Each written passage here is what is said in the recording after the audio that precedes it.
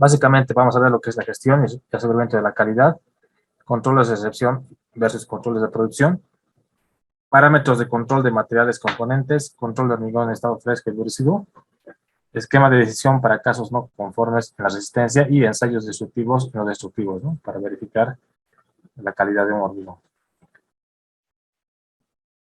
¿Qué es la gestión de calidad? Son actividades coordinadas para dirigir, controlar u organización de los organización en lo relativo a la calidad, ¿no? Todo lo que es relativo a la calidad es la gestión de calidad. Conjunto de actividades de la función general de la dirección que determina la política de la calidad, ¿no? Hablando de una institución pública o privada. Los objetivos y las responsabilidades. Su objetivo es la eliminación de las no conformidades y la optimización de la producción en este caso. Se implanta a iniciativa de la gerencia. Entonces, este control de calidad debe ser establecido, ¿no? Por la institución pública o privada a la cual va a ser.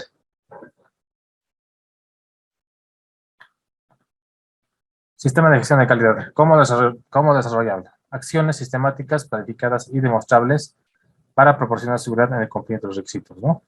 Y buscar evitar no conformidades. Aquí hay 4 parámetros importantes en lo que respecta a lo que involucra lo que es la gestión de calidad. Decidir lo que hacen las actividades estarán documentadas en procedimientos o instituciones, ¿no? Entonces, toda gestión de calidad debe tener un procedimiento. Ya debe tener una secuencia de trabajo. Actuar sobre las discrepancias, ¿no? Analizar las causas de los desacuerdos y actuar en consecuencia, ¿no? Hay que hacer una socialización del trabajo de calidad que se va a hacer entre todos los técnicos involucrados.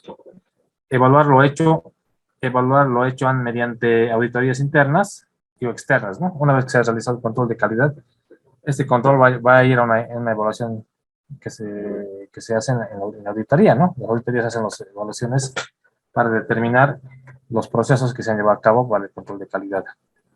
Hacer lo que dicen, ¿no? Debe seguir lo que los documentos dicen, ¿no? O sea, directamente lo que es el pliego de especificaciones técnicas, el PET. Registrar lo que hacen los resultados, ¿no? Los resultados de los que se hacen debe hacerse registrando formatos y planillas adecuadas, ¿no?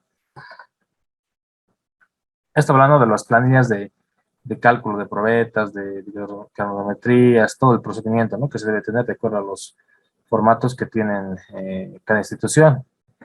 Obviamente basados en una normativa que debe adecuarse a los controles de calidad. En cambio, el aseguramiento de la calidad o sistema de gestión utiliza lo que son los manuales de calidad, ¿no? Un procedimiento técnico, procedimientos de calidad que son también una secuencia lógica, ¿no? Del proceso del monitoreo y control, métodos instructivos. Aquí hablamos de las normativas, ¿no? ¿Qué método vamos a seguir? Registros, formatos o planillas, ¿no? Entonces, esto también dependiendo de cada institución o dependiendo de cada empresa. Líneas generales del sistema de calidad.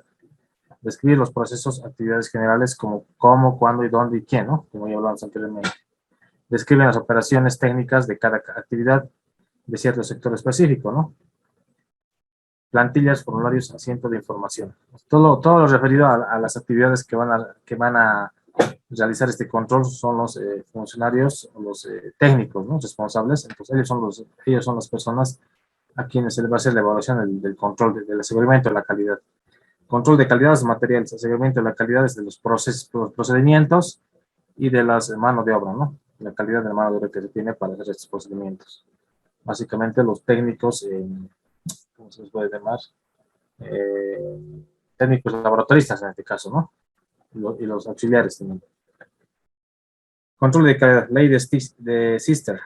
Bueno, esta ley de Sister consiste en determinar el costo de la reparación versus el tiempo, ¿no?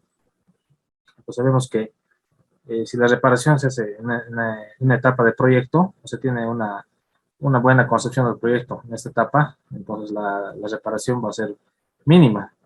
Cuando es en la etapa de construcción, ya la reparación va aumentando de precio, si es que hubiera, ¿no? Un 25%. Y por mantenimiento ya se mantiene aún más, ¿no? Por mantenimiento ya la reparación aumenta hasta más de 125%, ¿no? En el caso de reparaciones, muchas veces es más caro reparar que volver que deshacer y rehacer un proyecto, ¿no? Llega hasta el 135 o 200%, ¿no? Esto hablando del costo en un porcentaje, ¿no? Atributos que la definen. Entonces, cuando hablamos de control de calidad, vamos a hacer un resumen de lo que hemos hablado ya en las anteriores sesiones. Lo que es la trabajabilidad, resistencia mecánica apropiada, homogeneidad y uniformidad de la producción, durabilidad según condiciones previstas, o sea, para cuántos años está previsto ese hormigón, estabilidad volumétrica y deformabilidad bajo cargas, ¿no? O sea, cuál va a ser su comportamiento bajo la acción de cargas en este caso. Ya en su, tomando en cuenta ya la puesta en servicio de este hormigón, ¿no? Procesos. Tenemos el primer proceso que es la recepción. ¿Qué es la recepción? Es el acopio de los materiales en este caso, ¿no? Lo que son los cementos, agregados, agua, aditivos, compuestos de curado. ¿Qué control se hace? Visual, ¿no? Que estén presentes los materiales, muestreo de materiales para sacar pruebas, para hacer pruebas, obviamente. ¿Qué tipo de materiales son? Su caracterización y el acopio, ¿no? El lugar donde se van a almacenar estos materiales.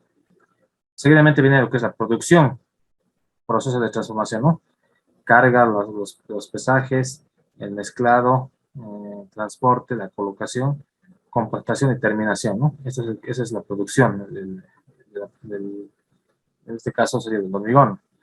¿Qué control se hace en planta? La gravimetría, la humedad, la consistencia, etcétera, ¿no? Todos los parámetros de control. Y la aceptación, producto terminado, pavimento de hormigón. Esto es el producto terminado. La producción es el hormigón y la aceptación es ya el hormigón puesto en obra, ¿no? ¿Qué control se hace? Resistencia, espesor, la textura, rugosidad, los pasadores, los barres de amarre, ¿no?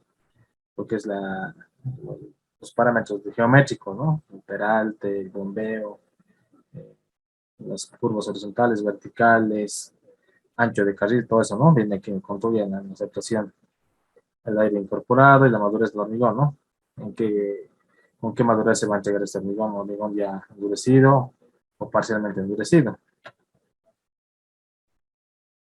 Control de producción más el control de excepción, ¿no? Los controles de producción vienen a cargo de quien produce el autocontrol. Entonces es un autocontrol quien va a hacer esto, el que produce el hormigón, ¿no? Los técnicos encargados.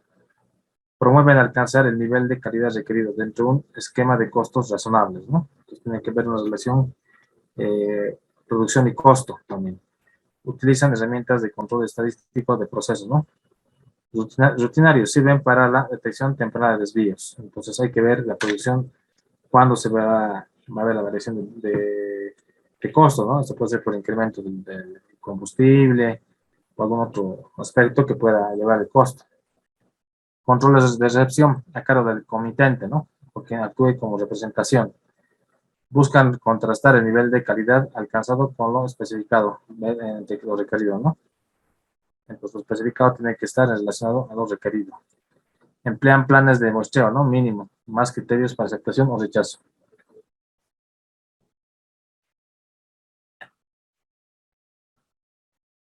Premisas esenciales. Cada proyecto define condiciones de control mínimo necesario, ¿no? O sea, cuál va a ser el control de calidad que se va a hacer o cuáles son los parámetros mínimos de calidad que debe cumplir. Afecta por múltiples aspectos incidentes, ¿no? Que puede ser por una mala producción del hormigón o por un aspecto técnico, ¿no? Estados de control de hormigón, ¿no? O sea, todos estados de control de hormigón también se debe ser. Influencia de la edad del hormigón, condiciones de producción, construcción, medio ambiente, procesos de control, entre otros, ¿no? El control puede involucrar procesos de análisis estadístico y valoración de riesgo del productor, ¿no? O del consumidor. Cuando hablamos del análisis estadístico es cuántas probetas es las que resultan de tu parámetro de resistencia y cuáles son las que fallan, ¿no? Eso es un análisis estadístico. Uso de estimador, bueno, estimadores en este caso, ¿no? Para valorar la característica cuando el plan de muestreo no es el 100%. Entonces, cuánto la estimación de resistencia, ¿no? Eso también se puede sacar con estadísticas. Control preventivo se orienta para el cumplimiento de especificaciones y control de uniformidad. O sea, todo lo que es la prevención de riesgos en este caso. Aptitud versus caracterización. Objetivo, ¿no? Ensayos de aptitud, es donde escuchar primera vez, no es muy común escuchar este denominativo. Determina la aprobación o conveniencia del uso de un determinado material, ¿no? Componente. Frecuencia es baja, oportunidad antes de iniciar la obra. Resultados en general que demandan mucho tiempo, ¿no? Algunos días, semanas o meses, según el caso. Ejemplos, por ejemplo, el desgaste de Los Ángeles es un ensayo de aptitud. Reactividad alcalí potencial de agregados también es una ensayo de aptitud. Estabilizar el sulfato de sodio anhídrico es también un ensayo de aptitud. Aptitud de agua de masado, ¿no? El tipo de agua de masado, llevar al laboratorio y verificar la calidad del agua también es otro ensayo de aptitud. Producción de satisfacción térmica del hormigón y la compatibilidad de aditivos, ¿no? Entonces eso también es otro ensayo de aptitud, ¿no? Que eso lleva tiempo. En otra parte tenemos lo que son ensayos de caracterización, ¿no? Indicar la evaluación de las propiedades de los materiales, componentes relevantes para mantener la producción del hormigón y el pavimento bajo control. Frecuencia alta, ¿no? Antes y durante la obra. Esto es lo que se hace más comúnmente, ¿no? En general son rápidos, desde pocos minutos hasta algunos días, y sus resultados se emplean en forma inmediata para efectuar correcciones que permitan mantener uniforme la calidad final. En este caso está el análisis granulométrico, ¿no? Si nos sale mal este análisis, tenemos que rehacer y conseguir que entre dentro de los parámetros de la norma. La humedad tenemos que determinar, el contenido de polvo, el asentamiento, las impurezas también estarían aquí dentro, ¿no? De los agregados, aire incorporado, temperatura del hormigón fresco, después está la evolución del endurecimiento, ¿no? Temperatura del tiempo, temperatura de la cual se va a vaciar, ¿no? Fraguado y pérdida versus pérdida de resistencia, ¿no?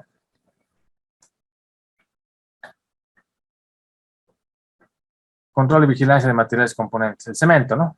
Que verifica la calidad. Evaluación a realizar, verificar el cemento solicitado ser de material recibido, estado de conservación, ¿no? O sea, no puede llegar un hormigón con más de un mes, ¿no? De fabricación, tiene que ser el más fresco, no sé cómo decir, el más reciente, de la reciente producción. Cada remesa, ¿no? Entonces hay que verificar que este hormigón, muchas veces ha habido obras en las cuales han tenido hormigón, no han utilizado y han guardado para otro proyecto. Ya estamos haciendo más de 3 meses. Y cuando se ha hecho la verificación de este cemento ya estaba endurecida, ¿no? Ya había sido pasado. Entonces también hay otro que es la contaminación por humedecimiento, ¿no?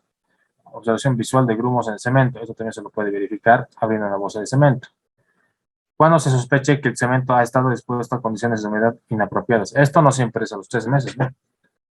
En una semana se puede humedecer el cemento si está en un ambiente bastante húmedo y ya ese cemento tendría que ser rechazado. Edad del cemento al momento de su uso. Comparar fechas de excepción del material y fecha de uso, ¿no? Verificar el estado de conservación del material. Evaluar pérdida de resistencia en el cemento por transcurso del tiempo.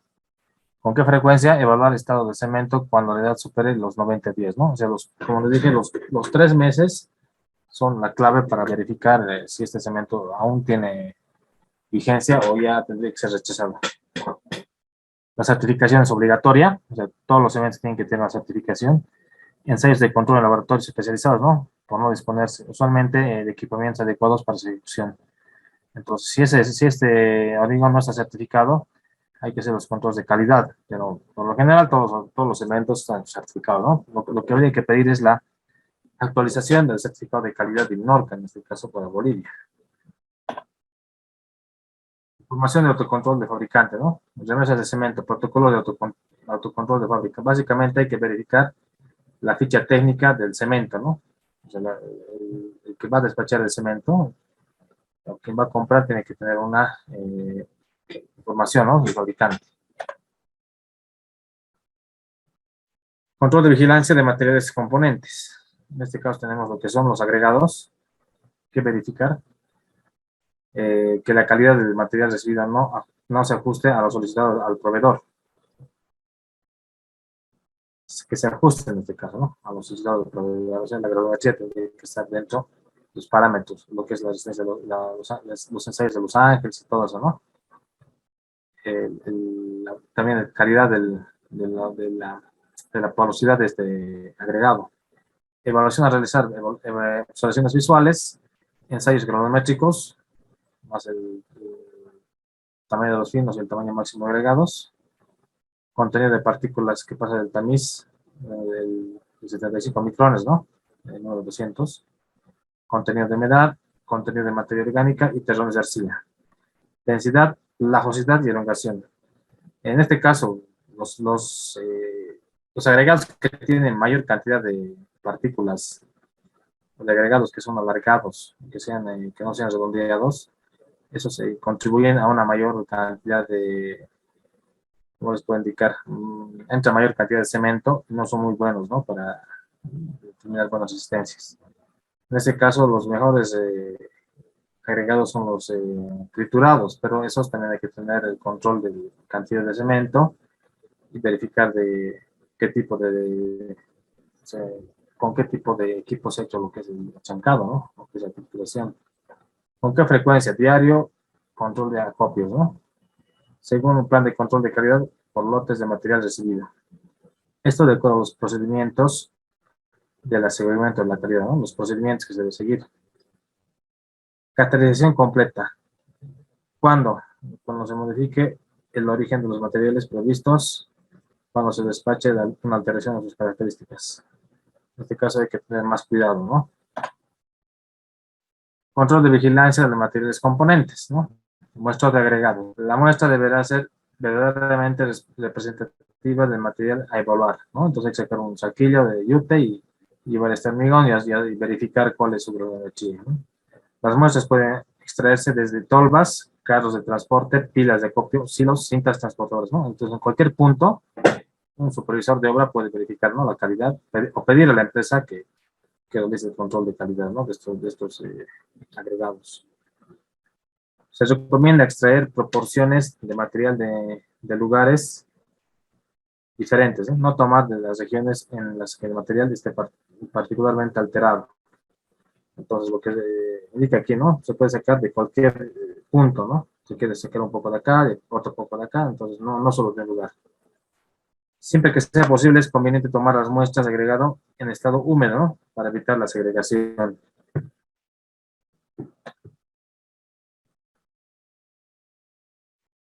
Control de vigilancia de materiales componentes. Caracterización de aptitud. Normas ACTM. Entonces, lo primero que es el análisis granulométrico de fracciones finas y gruesas de agregados, ¿no? Hay que tener eso. Densidad y absorción. Con más densidad hablamos de peso específico, ¿no?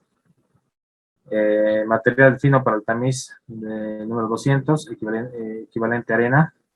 De esta otra norma, ¿no? La NBA europea. Desgaste de Los Ángeles. De agregado. Inmersión de etilenglicol, ¿no? Que es una prueba que se le hace a los agregados en otros países para las químicas que tienen, ¿no? La absorción química de los agregados que no son muy comunes en Bolivia. Estabilización en el sulfato de sodio, ¿no? Reactividad alcalina potencial, no espectrográfico, métodos de barra de mortero, métodos de prisma de hormigón. Bueno, esos son métodos ya más es este tipo de agregados que las normas internacionales ya piden esto, ¿no? Que no es tan importante para nosotros ya que no tenemos ese tipo de agregados con ese problema. Impurezas y sustancias nocivas. Material polvoriento, ¿no? Terrones de arcilla, lo que hace hormigones débiles, ¿no? Partículas livianas, trozos de madera, vegetales, ¿no? Materias orgánicas, modifica el tiempo de frogado, cloruros solubles, sulfatos, corrosión, expansiones y fluorescencias, ¿no? Materiales carbonosas, manchado, azúcares, retardo de fragado, y los cloruros, ¿no? Que también atacan los aceros también, no permite una buena endurecimiento del hormigón, un buen fraguado en este caso. Bueno, en el control de vigilancia de materiales componentes también tenemos los aditivos, ¿no? Estado de calidad preservación del producto y tiene que estar en su envase original antes de ser usado, ¿no? Evaluación a realizar, solicitar resultados de ensayos sobre dichos materiales al proveedor, ¿no? Certificados de calidad del producto. Siempre tienen que tener cada producto un certificado de calidad. ¿Con qué frecuencia? En el inicio de la producción y cuando se sospechen variaciones en la calidad del producto, ¿no? Entonces tiene que verificarse que un aditivo esté sellado y recién cuando esté en presencia del supervisor de obra, abrir, ¿no? Pues ese aditivo y no usar uno que ya esté guardado mucho tiempo. Entonces eso hay que controlar. Control indirecto a través del desempeño de hormigones, esto quiere decir de la calidad de resistencia. Control especializado en laboratorios de ensayo, ¿no? Entonces puede ser otro tipo de ensayos dependiendo de la ficha técnica del aditivo. El agua de amasado, ¿qué verificar? Presencia de componentes contaminantes que afecten la resistencia o durabilidad del hormigón, ¿no? Entonces, todos los agentes, como ya les comenté en la primera clase, que estén fuera de los parámetros aceptables del agua, entonces se deben controlar, ¿no? ¿Qué evaluación hay que realizar según la CTM? Como ya dije, es una norma internacional que se maneja en todo el mundo. ¿Con qué frecuencia? ¿Semestralmente o anualmente? O bien con sospecha de una variación en la calidad del agua recibida. Entonces, si es una agua de grifo, ¿no? Entonces, en ese sentido no habría problema, ¿no? Pero si es un agua de pozo, un agua de río, otro tipo de agua que sea de una vertiente, una manantial, entonces en ese caso sí hay que hacer las pruebas. Si es mínima, o sea, mínimamente semestralmente, ¿no? Relevamiento de información de autocontrol de fabricante, ¿no? Remesa de aditivos, protocolos de autocontrol de fábrica, ¿no? Entonces hay que ver las fichas técnicas de los procesos de control y de los procesos de manipulación de estos aditivos.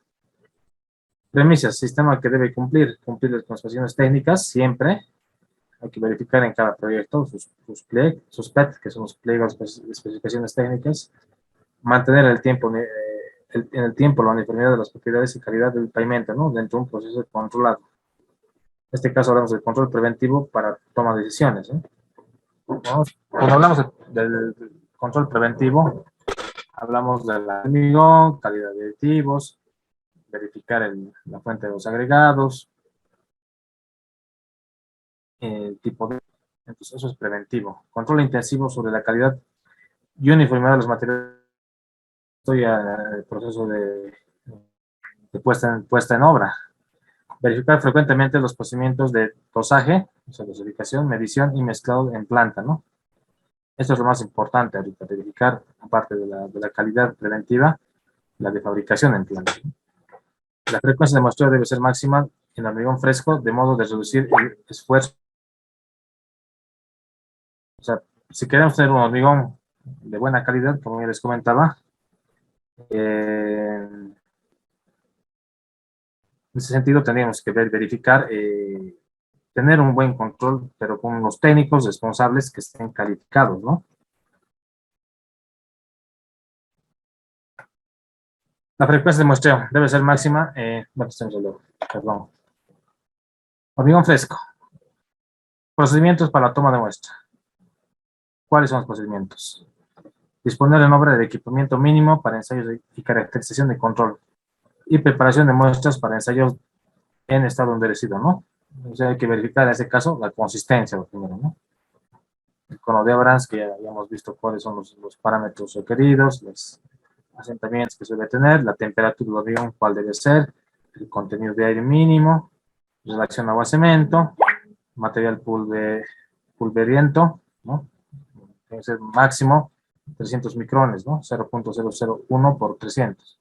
La exudación, la homogeneidad, ¿no? Si es un material homogéneo o no homogéneo.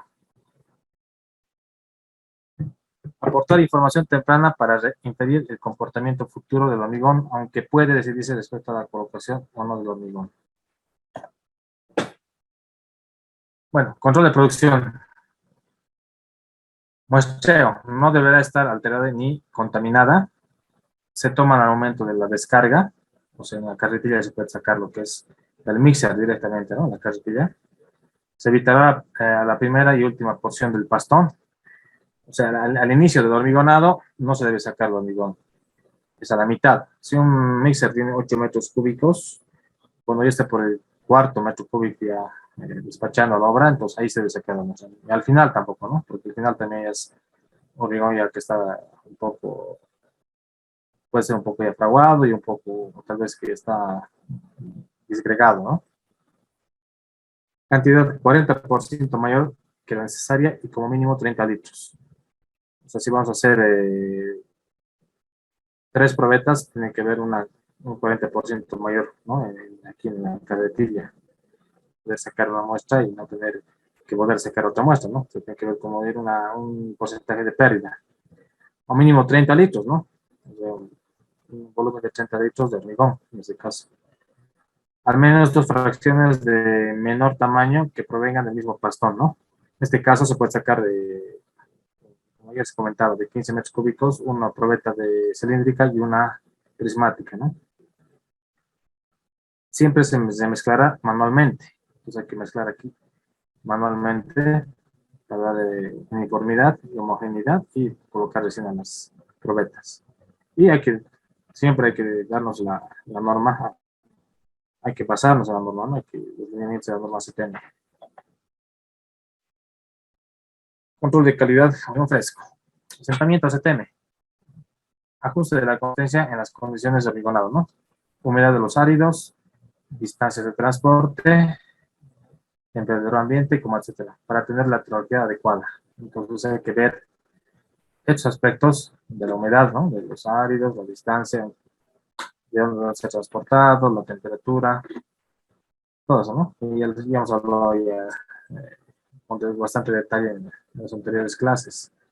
Uniformidad del asentamiento en el tiempo, o sea, tiene que estar básicamente el asentamiento tiene que mantenerse, ¿no? Unos cuantos, un par de minutos puede ser, ¿no? Tendencia a la segregación disponible de mortero, terminación, aspecto y trabajabilidad, ¿no? Los primeros 3 a 5 camiones a la salida y de la planta y la descarga, ¿no? Terminando sobre el mismo camión. O sea, para decir, hay que hacer controles a la salida de la planta y a la llegada de la planta, ¿no? Luego, cada 15 metros cúbicos, una probeta, ¿no? De cada tipo, cilíndrica y prismática, o de acuerdo a los pliegos de especificaciones técnicas. En el pliego nos va a indicar, pues, se deberá sacar una probeta cada 8 metros cúbicos o cada 15 metros cúbicos para hacer el control de calidad. En algunos casos pide cada 7 metros cúbicos una probeta. En este caso yo coloco 15 porque se van a sacar 2 probetas, ¿no? Una prismática y una cilíndrica de una sola muestra, ¿no? De un solo vaciado en este caso. Bueno, aquí vemos, ¿no? El proceso. Entonces aquí de forma más gráfica, ¿no? Se coloca el hormigón cada 30 centímetros, o sea, esto mide más o menos 40 o 30 centímetros, si no me equivoco. 3 capas. Cada capa debe tener 25 golpes, ¿no? Una capa 25, la segunda 25 y la última 25. Y con el mismo peso de esta varilla de acero, ¿no? No hay que empujar con fuerza. Con su mismo peso hay que hacer el compactado. Y una vez hay que engrasarlo, ¿no? Y medir. Bueno, esta es una práctica habitual que es la consistencia del hormigón. Se evalúa exclusivamente de forma visual, por lo que se introduce una gran variabilidad, ¿no? Desconocemos la cantidad de agua que tiene la mesa. En este caso, el cono de obras nos va a dar la trabajabilidad, pero no nos va a decir cuánta agua tiene, ¿no? Recuerden, la de ruidad son frecuentemente dependientes del agua-cemento, ¿no? Esto es la clave. Hay que determinar cuál es la relación agua-cemento. Por ello es imprescindible determinar el asentamiento y las propiedades del estado fresco, ¿no? Posteriormente se deberían moldear además probetas para verificar el cumplimiento de la resistencia especificada. Los parámetros relacionados.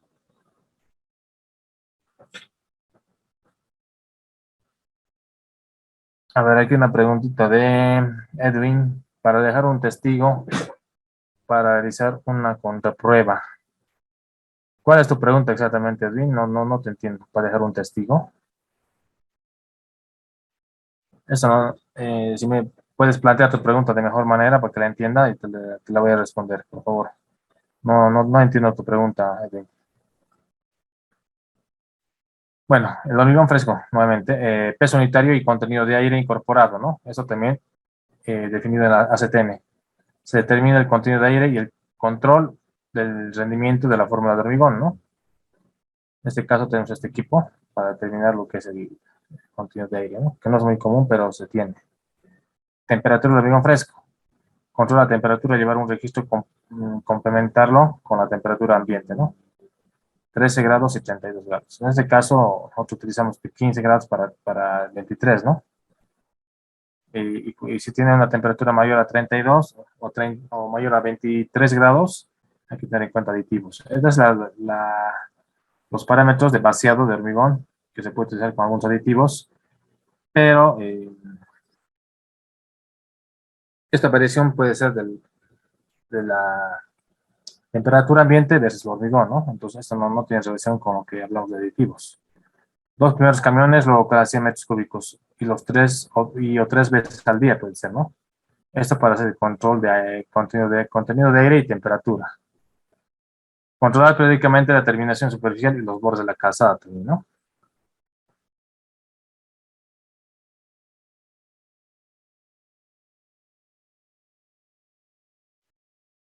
A ver, esta pregunta está más clara. A ver, ¿cuándo se realiza la ruptura y no cumple? Para la rotura de probetas se la realiza 7, 14 y 28 días. ¿Ya? Se puede abrir al tráfico a los 7 días, como yo les comentaba, si tienen un aditivo de endurecimiento rápido, ¿no? De un superfluidificante, que va a hacer que endurezca más rápidamente el hormigón. Entonces, en ese caso, no, perdón, no es un plástico, creo que es el superfluidificante para que sea más, tenga mayor trabajabilidad. Un acelerante de fraguados, que es en este caso. O sea, a los 7 días se saca la probeta y se puede abrir al tráfico. Ahora, si es un hormigón convencional, se debe hacer el control de 7, 14 y 28 días. Y si cumples, de 100 abrir, ¿no? Y si no cumple, entonces se tiene que llegar y a realizar lo que es los ensayos de esclerometría, que vamos a ver más adelante, o los de extracción de testigos. En caso de que no cumpla, se va a la esclerometría. Si no cumple, a la extracción de testigos. Y si no cumple los testigos, se tiene un 10% que puede aceptarse de error, pero si pese a eso no cumple, entonces ya tiene que demolerse. ¿Qué pasa si en el laboratorio un cilindro cumple con presión y la viga no cumple flexión, ¿no? Viceversa. Bueno, por lo general, eh, no es una sola, no es una sola, un solo cilindro, se saca el promedio de los cilindros. En cualquier vaciado mínimamente debe tener, para cualquier elemento estructural, se debe tener 3 cilindros de prueba y se saca el promedio de los tres. Y el promedio de los tres es lo que tiene que superar, digamos, si es un H21, tiene que llegar a un H21. O mínimamente H20, ¿no? Teniendo en cuenta un 10% de error, o un 5% de error en este caso. En ese sentido, si una probeta da 19 megapascales, la otra 22, la otra 21, entonces ahí se ve que una no cumple, ¿no? Pero eso no quiere decir que el hormigón está rechazado. El promedio de las tres tiene que ser eh, la resistencia nominal. Ahora, si no cumple esta resistencia de los tres, digamos en este caso de la flexión, entonces se tiene que hacer otras pruebas, ¿no? Por ejemplo, una prueba con una viga Bickland, para ver la deflexión, ¿no? Y esa deflexión en situ relacionada con la resistencia de retracción. Esto ya haciendo pruebas ya más específicas. Otra forma, ahora, si la flexión cumple y, y la compresión no cumple, eso nunca ha pasado, porque generalmente el hormigón tiende a tener mucha más resistencia a compresión. No va a haber un hormigón que sea, digamos, resistencia a flexión de 4.5 megapascales y la compresión no llega ni a 18. Eso no existe, no pasa eso. Porque ya les dije, la resistencia a flexión es 10% de la resistencia a compresión. Entonces, no hay forma de que una viga tenga mayor resistencia a flexión que a compresión, ¿no?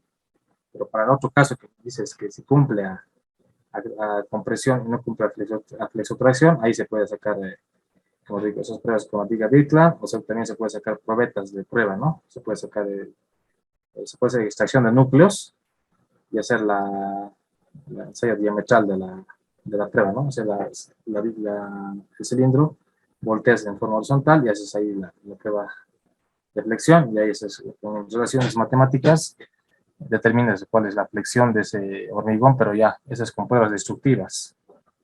Son más complicados. Pero buena la pregunta, Pablo, para que esté claro.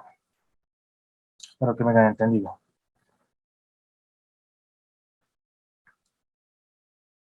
Bueno, hablamos de la control de calidad, ¿no? Determinar el contenido de aire, bueno, con este equipo, y lo que son, ¿no?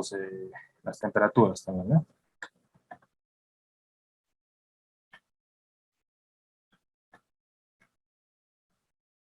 Contenido de aire incorporado. Bueno, este equipo básicamente entra la mezcla, se hace lo que es la homogenización, con un pequeño martillito para que no queden huecos, ¿no? Esto simula lo que es la vibración con la aguja de pick-up. Se hace el enresado y una vez hecho esto se coloca lo que es ya la tapa, ¿no? En lo que esté con esta película y se mide lo que es el aire incorporado y también lo que es la temperatura. Hormigón fresco, tiempo de frogado, ¿no?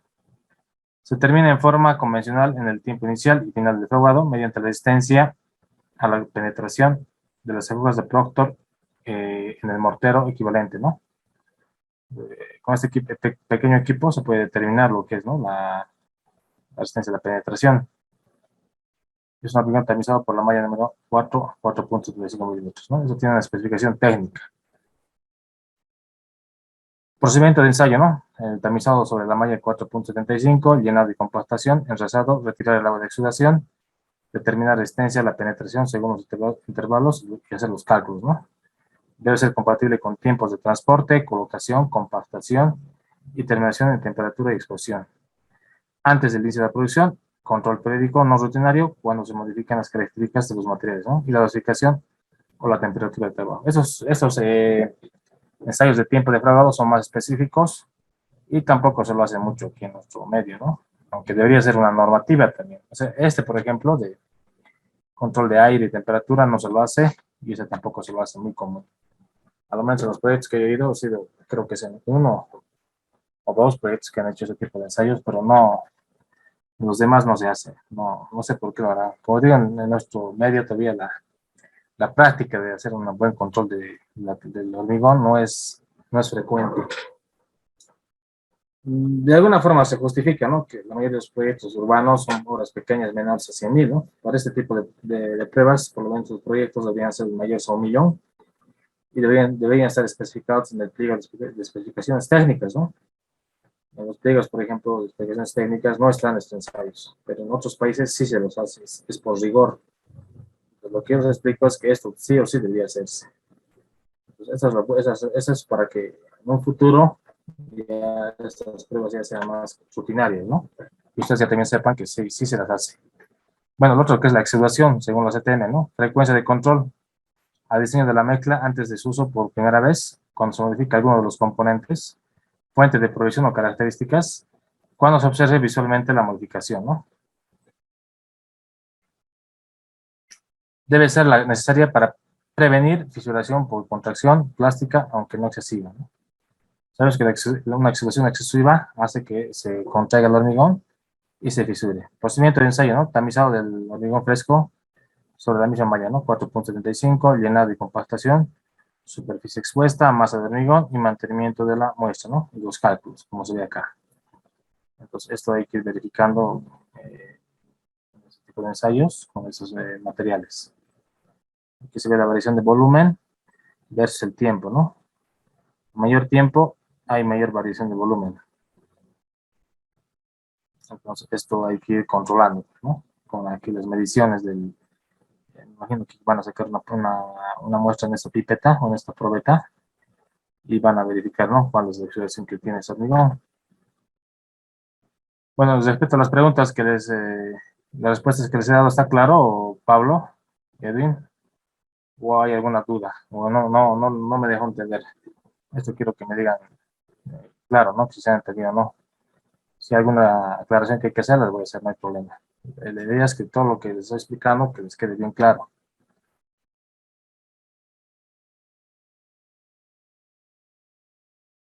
Ok. Bueno, homogeneidad del pastón o de la pasta, ¿no?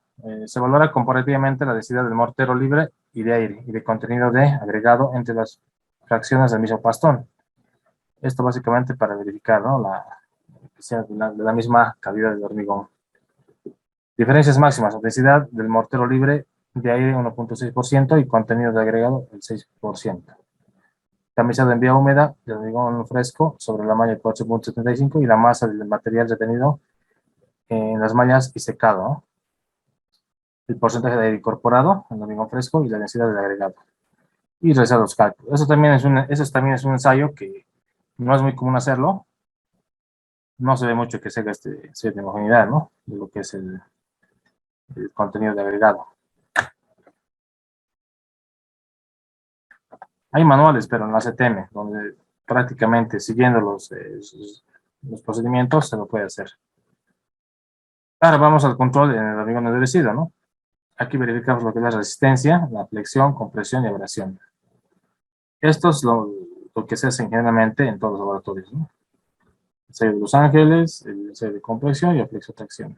Esto sí se hace. Esa es la sello de tracción diametral, ¿no? Espesores, capacidad de carga, estabilidad dimensional, adecuada textura y terminación, ¿no? La durabilidad y homogeneidad. Cuando una probeta tiene bastantes cangrejeras, esa ya es una mala muestra, ¿no? Eso quiere decir que no se ha hecho bien. Entonces ahí básicamente no va a salir buenas asistencias. Y además, acá no se debe colocar directamente el equipo con la probeta, ¿no? Se debe colocar una placa, una pasta de brea, o lo que son los neoprenos, ¿no? Generalmente se colocan los neoprenos y no debe haber ninguna marca aquí dentro. No se debe colocar aquí marcas en las caras de las probetas. Eso es contra la norma, ¿no?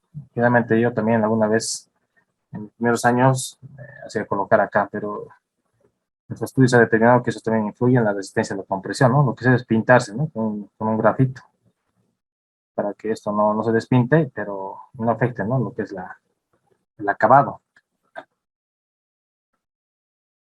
Objetivos.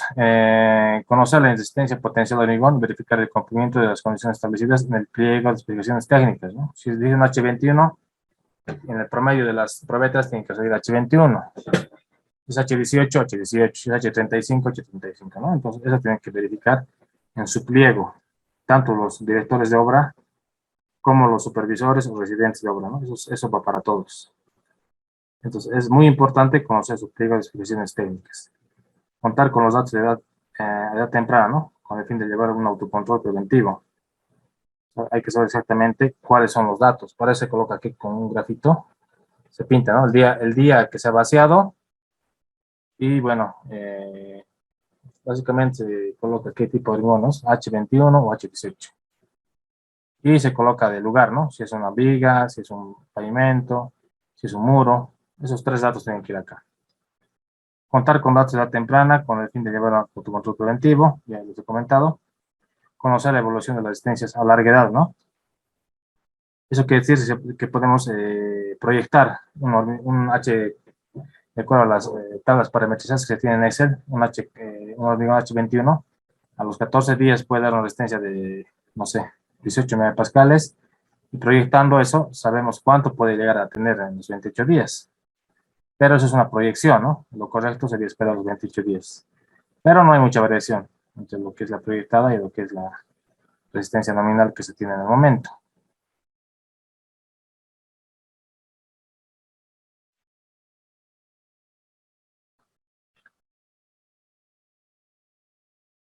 Aquí dice, es posible depurar probetas por valores, son valores muy disparados. Bueno, sí, se puede hacer eso, ya que, como te digo, por cualquier elemento, tres probetas son requeridas. ¿Por qué tres? Porque puede ser que salgan dos buenas y una mala, ¿no? Entonces se saca de las tres probetas, las dos que sean próximas a una resistencia se les saca como promedio. Pero si hay de las tres salen dos malas, hay entonces una que está bien, entonces ya hay un indicio de que el hormigón no es bueno, o sea que tiene alguna deficiencia. En ese caso se va al segundo paso, a la segunda instancia, que es la esclerometría, ¿no? Por eso, mientras más probetas tengan, mejor. Ahora, si tenemos un pavimento, el cual hemos sacado durante el día, por ejemplo, 100 metros cúbicos, hemos obtenido unas 10 probetas, prismáticas en este caso, ¿no? Para tener la retrotracción. De las 10 han salido 2 con muy bajas resistencias, o sea, hablando de un 20% menor a las otras 8 probetas. Esas 2 se las puede descartar porque han sido mal elaboradas, pero eso también es un criterio del supervisor y también debe estar referido si el pliego de especificaciones técnicas lo permite, porque muchos pliegos dice, en el caso de que hoy haya más de una o dos probetas que estén desfasadas más del 20% de las probetas promedio, entonces el supervisor deberá descartar esas probetas, pero si no indica, es un criterio más del supervisor de obra. ¿Ya? Entonces no está tan, eso no está tan marcado en alguna normativa y es un procedimiento constructivo. Bueno, eso es lo que te puedo decir, Gonzalo. Conocer la resistencia potencial de hormigón fresco y verificar el cumplimiento, ¿no? Si hemos hablado, contar con datos de edad temprana, y bueno, hemos hablado, conocer la evaluación de las resistencias a larga edad, eso es como digo, las proyecciones, y las frecuencias, ¿no? Un modelo de, por cada 100 metros cúbicos, mínimo 2 al día, ¿no? Esto es para verificar las probetas cada 100 metros cúbicos, pero esto es relativo, como les digo, a las normas, a los pliegos. O sea, puede ser, cuando hablamos dos mínimo, aquí básicamente está indicando 2 tandas de muestreo, ¿no? Puede ser un vaciado en la mañana que se puede hacer, u otro vaciado en la tarde, ¿no? Como 6 probetas cilíndricas o 4 probetas prismáticas, ¿no? En este caso, 6 probetas cilíndricas corresponden cada 100 metros cúbicos, ¿no? Cada 15 metros cúbicos una probeta, entonces 1, 2, 3, 4, 5, 6, 90 metros cúbicos serían 6 probetas, ¿no? Entonces, eso está cumpliendo lo que les he indicado más adelante, ¿no? Acá les indiqué adelante, que está en esta parte. Les dije, ¿no? Cada 15 metros cúbicos una probeta. Entonces, se divide en 15 entre 100, son más o menos 6 probetas, ¿no? Un poquito más. Entonces, esto se cumple. Moldeos adicionales para evaluar la resistencia a la edad de 56 días. Eso también una prueba adicional. Sabemos que el hormigón a los 28 días no adquiere la máxima resistencia. A un incremento de un 10%. Puede llegar a tener un incremento de 10% a los 3 meses o a los 2 meses. Entonces aquí hay un criterio técnico de 56 días. Yo diría que se pueden sacar probetas y hacerles una comprobación a los 90 días. En mi criterio, ¿no? Esto sacado de una biografía de la norma argentina. Pero en mi criterio, he hecho algunas pruebas en las probetas de 90 días y ha aumentado casi un 10%, ¿no? Resistencia. Entonces, eso también es verificable.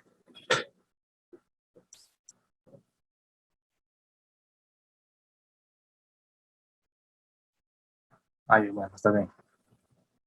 Has entendido, Gonzalo.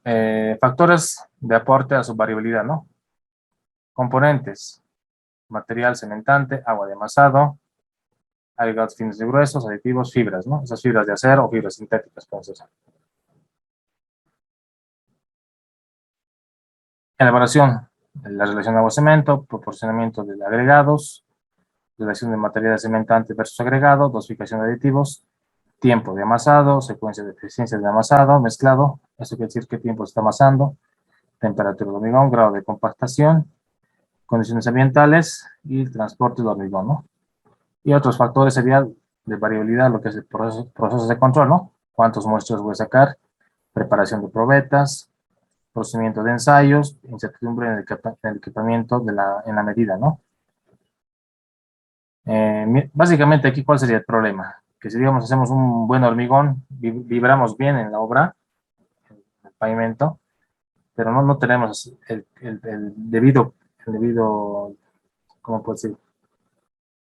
El debido cuidado de hacer un buen control, un proceso de control de muestreos, entonces ahí tenemos un gran problema, ¿no? Si nuestra probeta está mal hecha, nuestro pavimento está bien, entonces nuestra probeta no va a decir lo que pasa en nuestro pavimento. Caso contrario, si nuestra probeta está bien hecha, y nuestro pavimento no está bien vidrado, también es otra discrepancia, ¿no? Entonces, en ese caso, el supervisor tiene que tener mucho cuidado, que no sea el supervisor de obra y director de obra también, ¿no? Porque la calidad de la obra también influye en la empresa. Tiene que tener mucho cuidado que el vibrado del proceso constructivo de un pavimento tiene que ser también de la misma calidad en el muestreo. En el otro caso, el muestreo también tiene que ser bien hecho y también tiene que verificar que eso también se cumpla en el pavimento, ¿no? Entonces, eso es bien importante.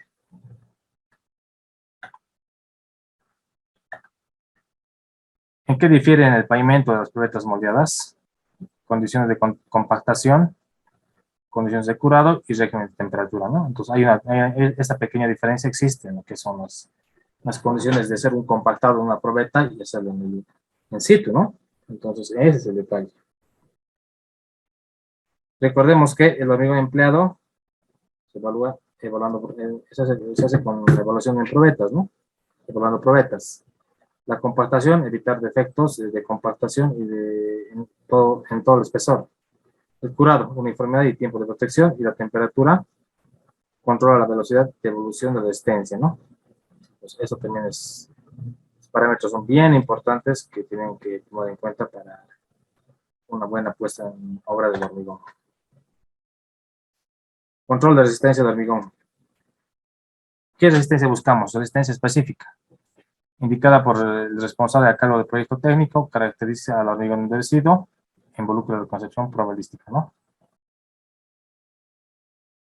O sea, estos son los involucrados que están a cargo de hacer el control de calidad. Resistencia de diseño, ¿no? Empleada para diseñar la mezcla de hormigón, considera aportes de variabilidad de los materiales, ¿no? Procesos productivos y control de calidad. O sea, el diseño siempre hay un parámetro de factor de corrección o factor de seguridad del hormigón, ¿no? Se establece en base a la resistencia especificada, los índices de variabilidad del proceso y criterios criterios para la recepción del hormigón. Se verifica con ensayos de control de calidad de hormigón según normas del ensayo tipificadas, ¿no? Eso vamos a ver ya en el diseño de mezclas, cómo hacer esto. ¿Qué resistencia medimos? Resistencia potencial. Básicamente es un indicador de que la calidad del material determinado con probetas es el adecuado, ¿no? Control rutinario y directo, de gran interés para el control de hormigón. Esto es, como les digo, rutinario cuando hablamos es todas las veces que sea el vaciado, ¿no? Admite análisis estadístico. Esto, como les digo, el promedio de probetas. Resistencia efectiva, ¿no? Se determina mediante testigos calados. Esto también se puede sacar, como les digo, las pruebas destructivas. Control de aceptación con gran interés por el comité del proyecto.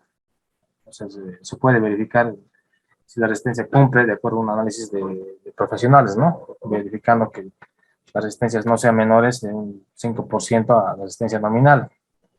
No siempre admite análisis estadístico. Bueno, esto también es relativo, ¿no? Valor de ensayo, promedio de al menos 3 resultados, ¿no? Siempre. O sea, 3 probetas mínimo en cualquier elemento estructural, aunque sea, digamos, de 10 metros cúbicos. Si es un elemento estructural independiente, un muro, digamos, un muro ciclope que entra solo 10 metros cúbicos, por más que la norma diga, o el pliego diga, por cada 15 metros cúbicos, una probeta, por elemento estructural tendrían que ser 3 resultados. O sea, por elemento estructural, un muro, un tramo de acera, un tramo de bordillo, ¿no? Un pequeño tramo de pavimento. Entonces, eso también es otro parámetro que ya es un parámetro más de experiencia del director de obra o en este caso del supervisor. Resistencia media es la media aritmética de los valores de ensayo, ¿no? En este caso, la resistencia característica es esta, ¿no? La resistencia media menos 1.28, o sea, hay que restarle esta resistencia característica, la resistencia media menos 1.28 por el número de ensayos, ¿no? Esto puede ser un fractil de 10%. Como les digo, este es un parámetro para determinar un factor de seguridad que tengamos, ¿no? Por lo que es indicado, ¿no? Por el mal manejo de la probeta, no está bien curado, no está muy bien compactado. Entonces, eso es lo que tenemos que verificar con esta ecuación. Hay otras, ¿no? Pero esta es cualquiera que sea de la normativa ASTO, ACI u otra de algún otro código es válida, ¿no? Porque han sido probadas empírica o analíticamente. Bueno, estamos a las 9, nos daremos unos 5 minutos, por favor, y vamos a continuar explicando esto. Ya, los 5 minutitos, por favor, les despido.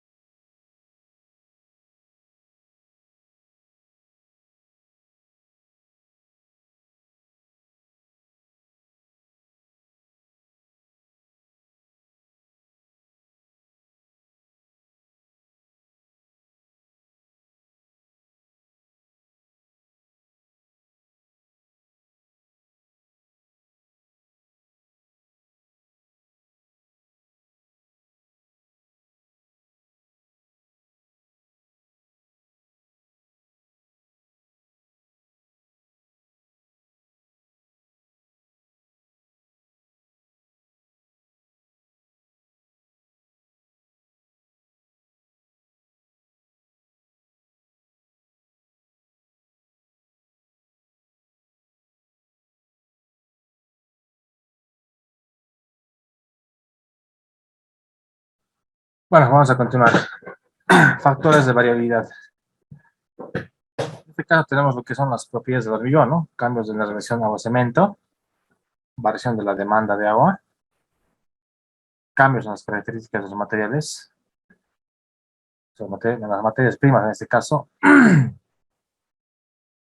mezclado, transporte, colocación y compactado de hormigón, ¿no? Temperatura y curado. Este es un resumen de lo que hemos hablado. El método de ensayo, ¿no? Muestreo, procedimientos para preparación de muestras, equipamiento, almacenamiento, el curado, procedimiento de conocimiento de bases y ensayo.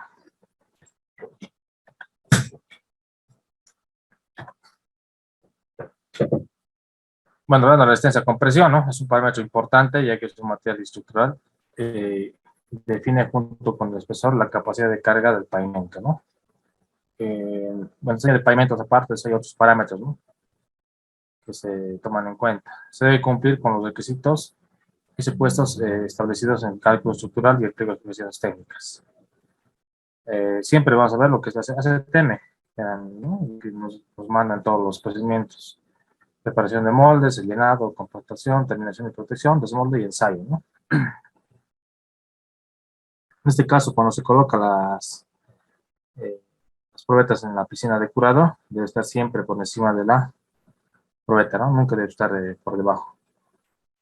O sea, tiene que estar totalmente sumergida. Es otro procedimiento que ves muchos fallan, ¿no? Lo dejan a veces un tiempo, se seca esta agua y quedan descargas expuestas, ¿no? Y ahí hay problemas. Entonces, eso hay que tener mucho cuidado. La resistencia a compresión, entonces tenemos aquí el control de imperfecciones superficiales, como les dije, ¿no? No hay que tener aquí hendiduras ni marcas. Tres alternativas de preparación de bases adheridas, ¿no? Pasta de cemento, mortero de cemento o mortero de azufre o grafito y arena. Esto básicamente es para colocar aquí una placa, ¿no? Para que este tipo de adherencias le den una mayor, que esta superficie tenga mayor contacto con la probeta.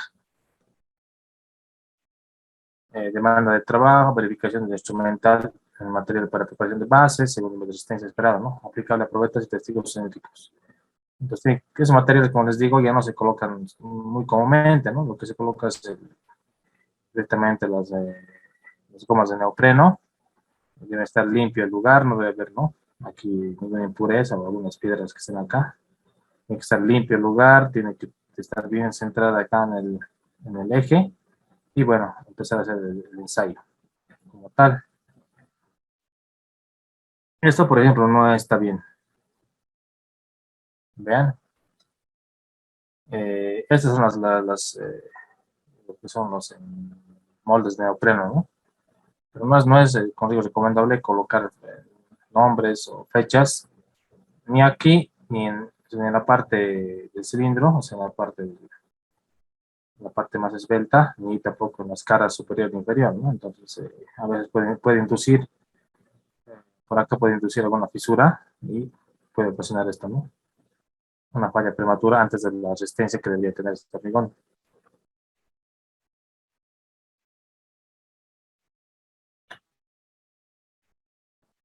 Ensayos para verificar la resistencia especificada, ¿no? Influencia del tamaño máximo de agregado en el diámetro nominal de la probeta a emplear. El resultado de un ensayo eh, de compresión será promedio de como mínimo 2 probetas. Bueno, esto es como mínimo probetas válidas, ¿no? En el caso nuestro utilizamos 3, pero 2 válidas tienen que ser en este caso, moldeadas con la misma muestra de hormigón y ensayadas en la misma edad, ¿no?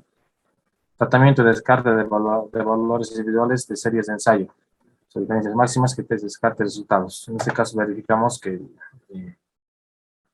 ensayo de descarte pueden ser las probetas que no hayan sacado de los lugares establecidos donde están las fallas, ¿no? Entonces tienen que estar estas probetas, esta extracción de probetas se lo debe hacer de los lugares donde se han determinado fallas en el pavimento. No se pueden sacar de lugares donde está bien, ¿no? Entonces, es lógico que tienen que sacarse de los lugares donde hay fallas estructurales.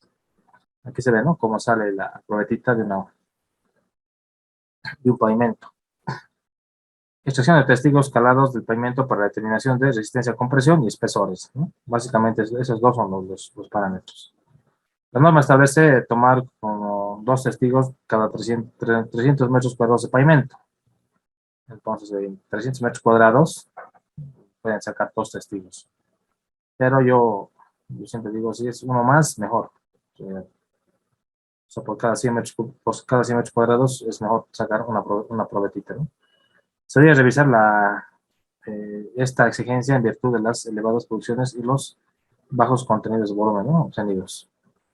Se recomienda razonablemente extraer 6 muestras por jornada de producción o por cada 100.000 metros cúbicos. En este caso ya estamos hablando por volumen, no por área. La resistencia efectiva, ¿no? Determinación de la resistencia con la compresión de dimensiones de los testigos.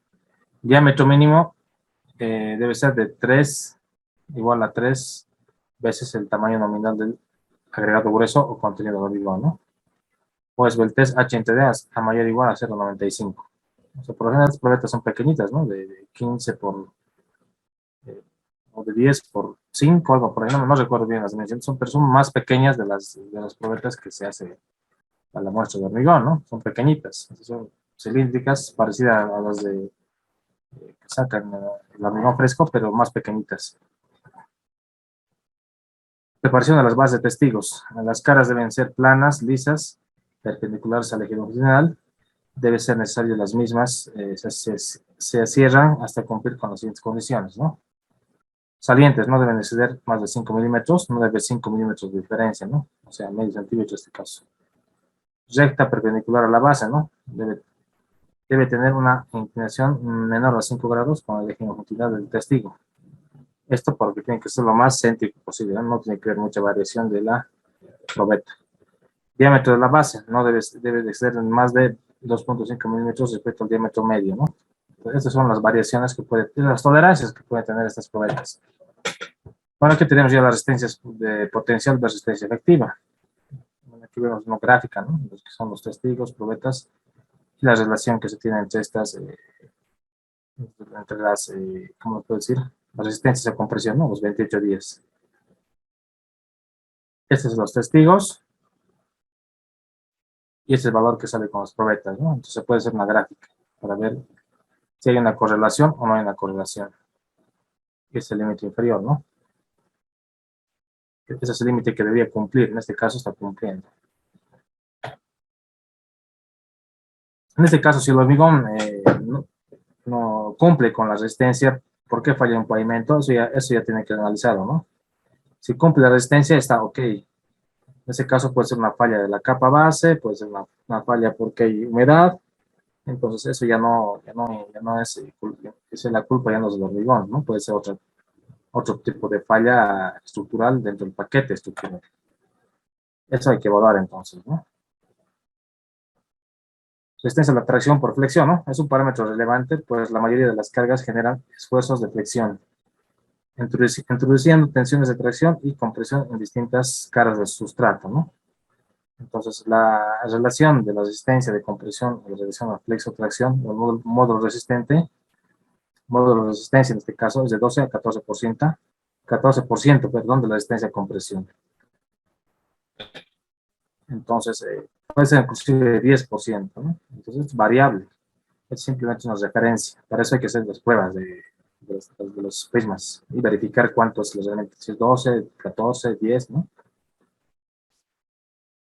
Según la CTM, hay que hacer la preparación de moldes, hay que hacer el llenado. El molde siempre tiene que estar con aceite, ¿no? Para que no se adhiera. Hay que llenar la probeta, la compactación igual. En este caso se lo puede hacer en 2 capas nada más, ¿no?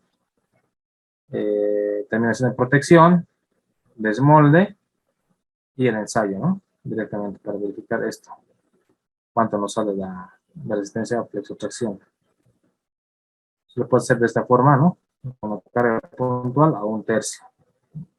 Ambas son válidas, ¿no? Para determinar la resistencia a flexotracción. Rigidez del módulo de elasticidad. Alta rigidez, baja rigidez. Con alta rigidez tenemos menor deformabilidad, ¿no? Es un material frágil. Con baja rigidez, riesgo de fisuración, ¿no? Entonces hay que tener un balance entre la alta rigidez y la baja rigidez. Esto también, como digo, está relacionado con el módulo de elasticidad, ¿no? Según los tema, hay que hacer la preparación de probetas, pruebas de conocimiento, ensayos y cálculos, ¿no? Entonces, directamente con estos resultados de la compresión, podemos determinar el modo de elasticidad, ¿no? Tenemos la resistencia, lo que es el esfuerzo de compresión. Después tenemos, esto creo que es bien aquí buscar, a ver. Esto creo que es la deformación, ¿no? Porque aquí se puede medir lo que es la deformación y el esfuerzo, ¿no? Entonces, esto hay que correlacionar. Hay otras ecuaciones más fáciles que esta para determinar lo que es el modo de elasticidad. Como os digo, cualquiera es válida. Se establecen dos modos de control de conformidad, ¿no? A ser aplicados en diferentes modos de producción y puesta en obra de hormigón. El módulo 1 es el hormigón, es producido en una planta, dentro o fuera de la obra. O sea, puede ser una planta como les dije, una planta de vía que opera con un sistema de calidad certificado por un organismo acreditado, ¿no? Quien acredita que el sistema de calidad, sus actividades y los hormigones producidos cumplen con los requisitos establecidos en el reglamento. El director de obra tiene acceso al control de producción y sus registros, ¿no? Entonces tienen que verificar la planta que esté cumpliendo con la normativa a la cual se están rigiendo, ¿no? El hormigón es producido, el módulo 2, ¿no? El hormigón es producido en condiciones que no satisfagan los requisitos establecidos para el módulo 1. Esa es otra condición. Bueno, conformidad de la resistencia especificada.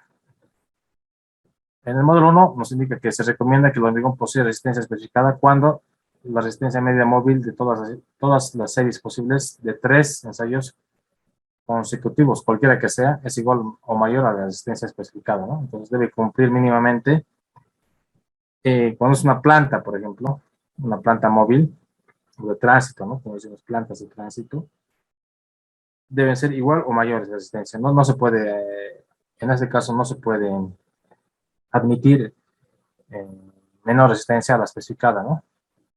Mayor o igual. Si es H21, tiene que ser mayor o igual. No puede ser ni con 5% menos, ¿no? No es como los hormigones que se los hacen in situ, que tienen una cierta, se puede dar una cierta, como cierto, un cierto margen de error. En este caso no, tiene que ser mayor o igual. El resultado de cada uno de los ensayos es igual o mayor a que la resistencia especificada menos 3.5 megapascales. En este caso, esa es la condición que debe cumplirse, ¿no?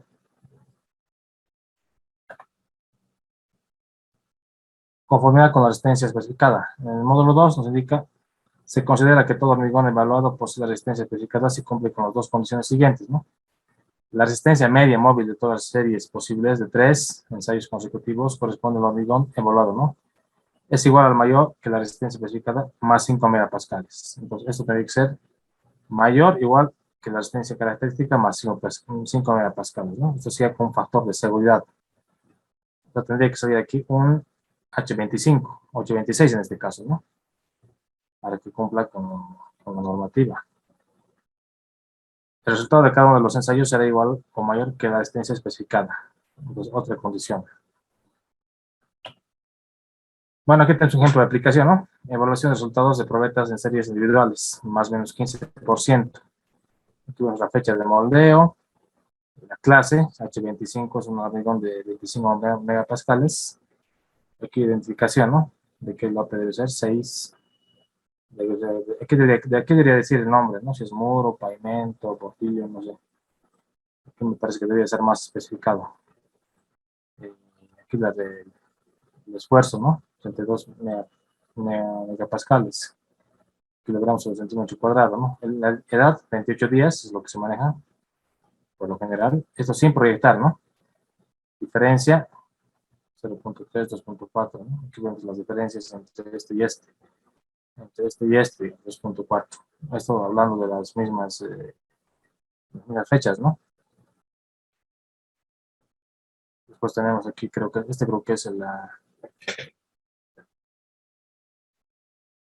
aquí con la corrección, ¿no? 32.5, el promedio.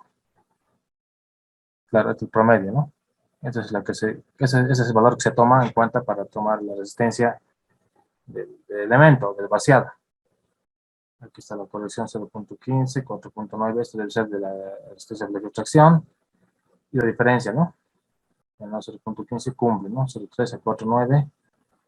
Entonces todas estas cumplen, ¿no? De acuerdo a esta diferencia con nuestro valor, que debería ser el que hemos explicado anteriormente. Bueno, aquí no voy a hacer mucho énfasis, ya que son un ejemplo de precondiciones del... Esto lo vamos a hacer con el ejemplo del día de mañana. Ya he extractado algunos ejemplos de algunos proyectos que están dosificados, ¿no? Con una metodología que han hecho los laboratorios. Eso lo vamos a meter al programa y vamos a verificar si está bien o no esa dosificación. Tal vez va a haber algunas variaciones.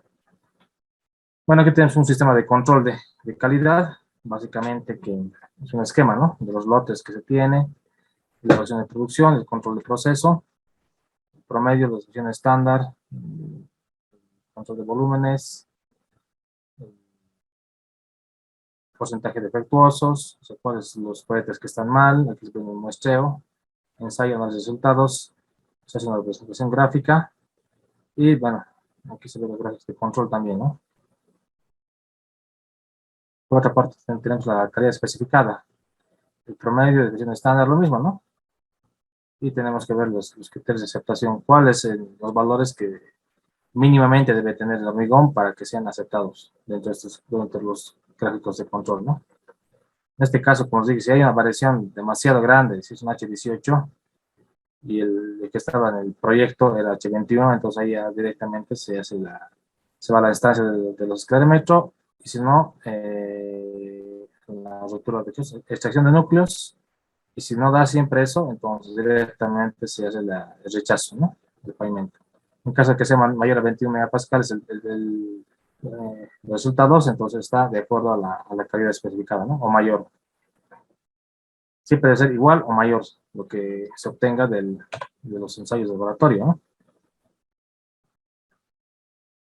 Bueno, aquí vemos otros análisis de resultados de ensayos de control, ¿no? Con los no conformes, los ensayos son válidos.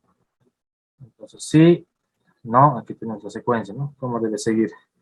Si es sí, entonces hay que examinar materiales, certificación, inspección de ensayo, lotes de los probetas. Se requiere más información, sí, entonces estimar resistencia de hormigón mediante testigos, hacer no destructivos, ¿no? Los resultados ofrecen adecuada seguridad, no. Se admite uso con una menor prestación, no, entonces rechazo. En este caso se va a rechazo, ¿no?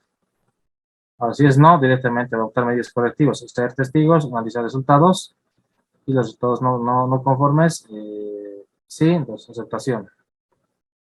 Si es no, entonces se va acá, ¿no? El flujo de hacer el análisis. Es un poco medio complejo esto, pero como una forma de hacer correcciones se puede tomar en cuenta. Control de calidad, ¿qué comprende?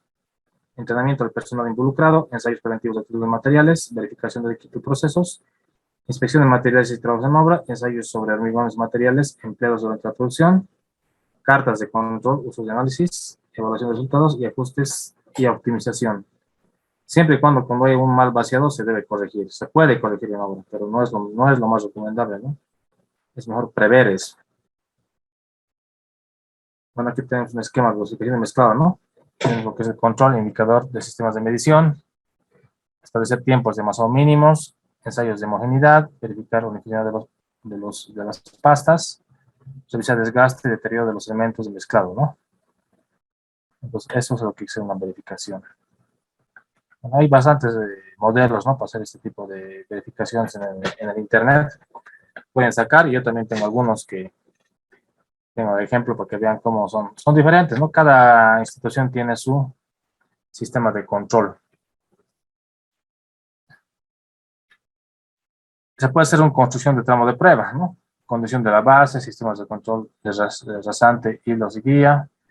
O sea, esto se puede hacer también, ¿no? Para verificar cómo va a ser el pavimento. Un pavimento de un tramo grande, digamos, unos 100 kilómetros, se puede hacer un tramo de prueba.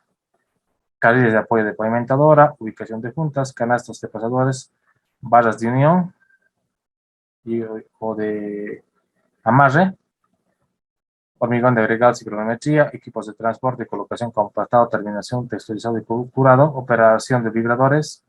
Todo esto hemos hablado en el módulo 2, ¿no? Dosificación y amasado de las mezclas, la tasa de producción, ¿no? Lo que es la velocidad de carga de materiales, tiempo de mezclado, uniformidad de la mezcla y el despacho de hormigón, ¿no? Tiempo de trazado desde el contacto con el agua, ¿no? Desde que se ha hecho la mezcla con el agua, ¿qué tiempo ha pasado? ¿Qué decir esto? Pérdidas de asentamiento, traslado, demoras en el frente de trabajo, cantidad de vehículos necesarios, ¿no?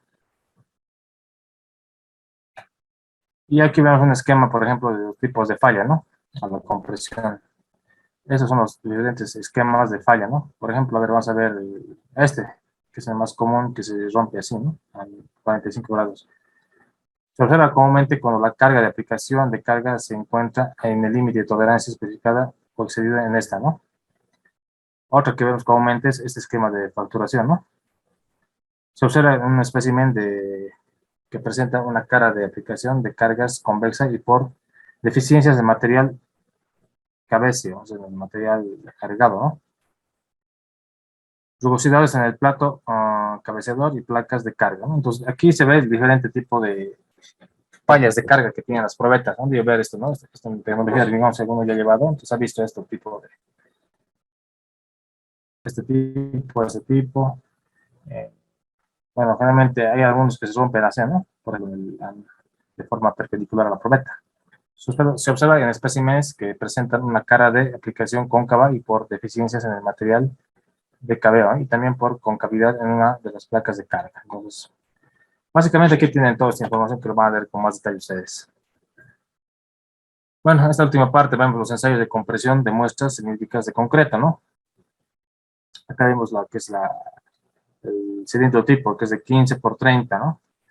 Donde aquí se coloca lo que es la carga axial aplicada al cilindro y se tiene lo que es el área de cilindro. Con esto vamos a determinar ¿no? El esfuerzo que soporta este tipo de cilindros. Aquí vemos la relación de altura y diámetro versus el factor de corrección, ¿no? De acuerdo a cada altura se tiene un factor de corrección. Si HD es menor a 1.8, ¿no? Si la relación de altura y el diámetro es menor a 1.8, se debe tomar en cuenta estos factores de corrección. Criterio de aceptación, ¿no? Cada promedio aritmético de 3 ensayos de resistencia consecutivos es igual a superior a la resistencia característica del hormigón, ¿no? Ningún resultado individual del ensayo de resistencia es menor que la resistencia característica en más de 3.5 megapascales. O sea, menor a 3.5 no debería llegar, ¿no? Cuando la resistencia característica es 35 megapascales o menor, o en más del 0.1% de la resistencia característica. Está aquí de del 10%, ¿no?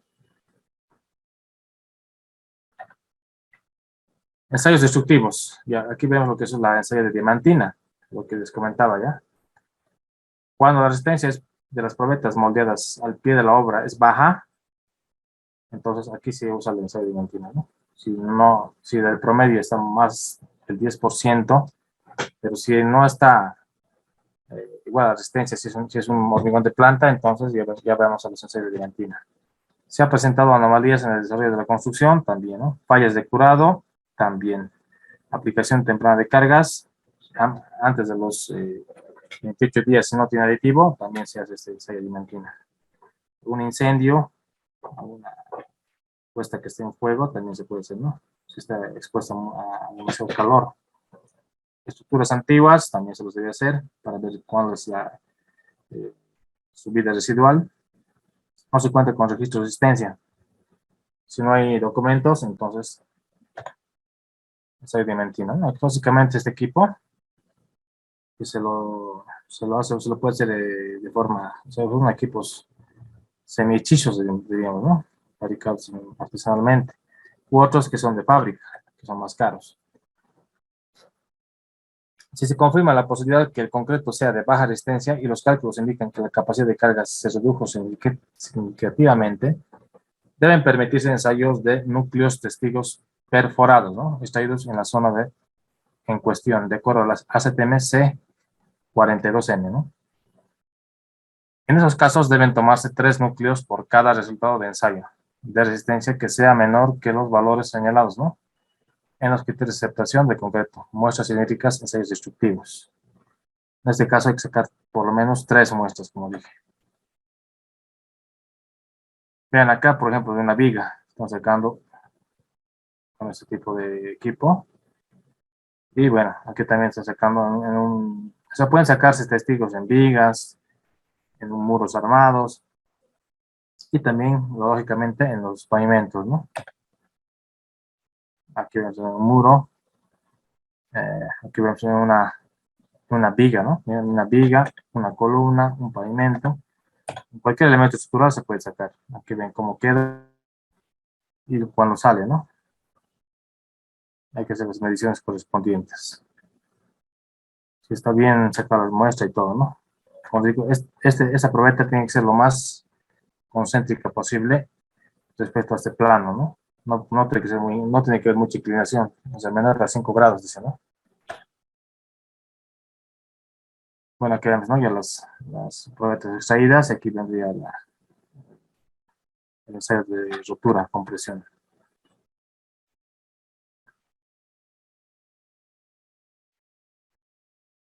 Aquí, ¿no? Comisaría de Niefe, el núcleo número 2, columna tal, ¿no? Aquí hay que identificar también las probetas. Bueno, los núcleos deben prepararse para su traslado y almacenamiento, ¿no? Secado del agua de perforación de la superficie del núcleo y colocándolos dentro de las recipientes o bolsas herméticas inmediatamente después de su extracción. Entonces deben estar, como se dice, bolsas herméticas, ¿no? Sin presencia de otros agentes. Los núcleos deben ser ensayados después de 48 horas y antes de los 7 días, ¿no? Entonces, después de sacar la extracción de núcleos, a los 2 días es lo que debe ser como mínimo y antes de los 7 días. A menos que el profesional responsable apruebe un plazo distinto, pero esto también debe estar justificado, ¿no? Criterio de aceptación. Se considera estructuralmente adecuado si el promedio de 3 núcleos mayor al 85% de resistencia característica del concreto, ¿no? Que estaba proyectado. Ningún núcleo es menor al 75% del característica, la resistencia característica del concreto. En este caso, nuestras normativas hay que verificar, ¿no? Si no se tiene 85 o 90%. En muchos casos he considerado que debe llegar por lo menos al 90%, ¿no? Ya que eso es el criterio más aceptable. Factor de corrección, ¿no? Relación, longitud y diámetro. Factor de corrección. Entonces, de acuerdo a esta relación de diámetros, hay un factor de corrección también que se debe tomar en cuenta para verificar la resistencia. Ensayos no destructivos. Tenemos el último, que son los ensayos con esclerómetro. Consiste en medir la dureza de la superficie. Es un método rápido y simple que se aplica para evaluar la uniformidad del concreto in situ, ¿no? Es de gran ayuda para identificar zonas donde el concreto es de calidad pobre, se encuentra en estado deteriorado y estimar el desarrollo de la resistencia in situ, ¿no? Principio, mide el rebote de un émbolo cargado con un resorte después de haber golpeado una superficie plana de concreto. Esa es una cosita así, ¿no? Donde golpea el concreto y puede determinar lo que es la resistencia. Entonces, este es el famoso esclerómetro, ¿no? Hay diferentes marcas, calidades, y bueno, y los precios también varían bastante, ¿no? Hay chinos, americanos, hay de todo tipo de procedencia. Pero lo importante en este ensayo es saber utilizar, ¿no? Entonces acá yo he hecho muchos proyectos donde se ha hecho ensayos de esclerometría para verificar resistencia y tiene un cierto porcentaje de error, yo diría un 10% con respecto a la resistencia original de un concreto. O sea, un 10% menor o mayor, ¿no? Entonces ahí también no es certero este ensayo. Da una referencia con respecto a la resistencia del concreto, siempre considerando que para un concreto el número de rebotes puede ser afectado por la superficie de ensayo, ¿no? Tiene que estar lo más liso posible. Ahora, si hay oquedades o irregularidades, afecta el ensayo. La forma y rigidez del espécimen, tipo de agregado grueso, la edad y condiciones de la humedad del concreto, el método utilizado para obtener la superficie de ensayo, ¿no? No se recomienda como base para la aceptación o rechazo de un concreto. Entonces, ese es un parámetro simplemente de resistencia, ¿no? No se recomienda. Algunos lo toman como un parámetro de aceptación o rechazo, ¿no? Pero no es lo correcto. Bueno, acá se hace un cuadriculado, ¿no? Como ven acá, un cuadriculado doble. Se va haciendo golpes en todos los cuadritos. Y de acuerdo a esta área, se determina de acuerdo al número de golpes, ¿no? En este caso son 3, 4, 8, 12 golpes, ¿no? Entonces, el promedio de los 12 golpes nos da la resistencia de este elemento, ¿no? Entonces, como parámetro en este caso, como parámetro de resistencia nos va a dar este resultado, pero no es el definitivo, como dije. Hay porcentajes de errores. Procedimiento, dimensión mínima del escalómetro, 100 milímetros. Área de ensayar mediante el promedio de una serie de pruebas aproximadamente 150 milímetros de diámetro. Entonces, ese debe ser los criterios que debe tener este escalómetro. El método consiste en impactar una superficie de concreto con un martillo en forma de perpendicular a esta superficie, ¿no? Lo más perpendicular posible, no hay que ser chueco, hay que ser lo más perpendicular a la superficie. Efectuar el polido superficial de la zona de prueba hasta una profundidad de 5 milímetros, ¿no? Hay que esmerillar esa parte, entonces hay que dejarlo lo más liso posible. En los concretos de más de 6 meses de edad es en texturas rugosas, en las húmedas y cuando se encuentren en proceso de carbonatación, ¿no? Utilizar piedra abrasiva. Entonces hay que hacer este procedimiento. Después del impacto, proceder a leer el número de rebotes en la escala y registrar el aproximado siempre a un número entero, ¿no? La separación entre impacto e impacto debe ser al menos 2.5 centímetros. O sea, a cada 2.5 centímetros debe haber una separación, ¿no? Para hacer el golpe. Registrar un mínimo de 10 lecturas en el área seleccionada para obtener el promedio, ¿no? Entonces aquí dicen 10. Yo por lo general he visto que hacen 12 lecturas y es mejor. Mientras más lecturas, es mejor, ¿no?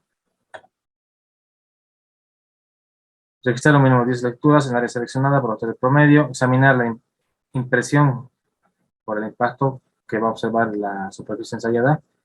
En el caso de observar una superficie destrozada o aplastada, se debe anular esta lectura, ¿no? Si este escalómetro afecta la rigidez de este elemento, o hay como dice, ¿no?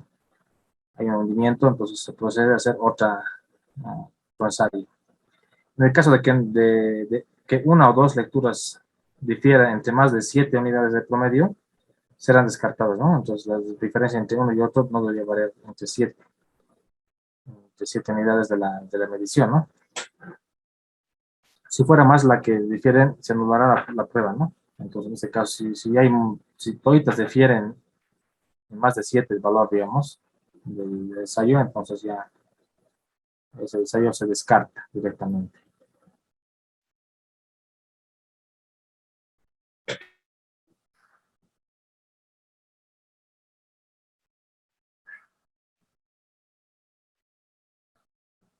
Juan, en este caso, me la pongo aquí en el ejemplito, podemos ver. O sea, aquí se ha visto que hay una deficiencia estructural, ¿no? Entonces, se hace en este lado, donde hay una deficiencia estructural. Puede ser que la fisura esté por aquí y por allá. En este caso, hecho acá. Ahora, si hay otro elemento estructural que tenga una deficiencia, se puede hacer en varios puntos este ensayo de esclerometría, no solamente acá. Para ensayo de esclerometría, este es un punto. Hacer en otras estructuras, otro punto. Entonces, se puede hacer diferentes puntos, ¿no? De acuerdo a las fallas que se puede encontrar, ¿no? Eso depende de la evaluación visual que se tiene. Para eso, previo hay que hacer una evaluación de las fisuras, ¿no? Hay que ver si las fisuras son por retracción o son estructurales. Ahora, si ve que una fisura está más profunda, de 3 milímetros, entonces ahí se tiene que sacar este recubrimiento y hacer el ensayo, ¿no? Para verificar si es estructural o no. O sea, se puede hacer en varios puntos, no en uno solo. No sé si me has entendido, no sé si he podido absorber tu pregunta. En varios puntos, claro que se puede hacer entonces. Bueno, en el caso de dos lecturas, hemos visto, ¿no? Ahora vemos lo que es el ensayo de rebotes kilométricos. El diagrama de modelo clásico de Per-Calcetruzzo se llama este, ¿no? Entonces acá se puede verificar lo que es los golpes por el número de, bueno, aquí veo lo que es la resistencia a compresión y resistencia a del cilindro. Entonces acá hay unas relaciones que se pueden usar para determinar ciertas resistencias, pero con lo que nosotros ya tenemos en el acelerómetro ya directamente nos da podemos programar, ¿no? 10 rebotes y directamente nos va a botar automáticamente la resistencia promedio, ¿no? Porque dentro de otro esquema tenemos unos ábacos, ¿no? Que nos ayudan también a verificar lo que es la resistencia. Pero no son tan útiles, ya que los últimos escalerómetros, como les dije, por el avance de la tecnología, directamente podemos programar, ¿no? Cuántos rebotes son y sacar el promedio. O anotar en una planillita, ¿no? Hacer los cálculos y determinar. No es complicado. Reporte, ¿no? Se coloca la fecha y hora de ensayo, ubicación de la estructura ensayada, si es una columna, si es un muro, si es un pavimento. Descripción del concreto, H21, H18, H25, o el que está siendo evaluado. Descripción del área de ensayo, o sea, hay que hacer una evaluación, hay que hacer una descripción escrita, ¿no? De cuál es el lugar de ensayo, más un reporte fotográfico, características de la superficie, altura sobre el nivel del terreno, a qué altura se está haciendo, si está sobre el nivel del terreno, ¿no? Condiciones del curado, identificación del martillo, qué tipo de martillo es, orientación del martillo, el número de rebote promedio, algunos comentarios o conclusiones que saca el especialista y la edad del concreto, obviamente de qué tiempo es este concreto. Y si no se tiene la edad, bueno, hay que inducir, ¿no? Hay que asumir alguna edad de acuerdo al deterioro. Promedio de cada área de ensayo, ¿no? Hay que hacer un promedio de cada área. Si son 2 ensayos, hay que sacar dos promedios. Bueno, eso sería todo lo que es la gestión de calidad de hormigón. ¿Hasta aquí alguna pregunta, alguna duda?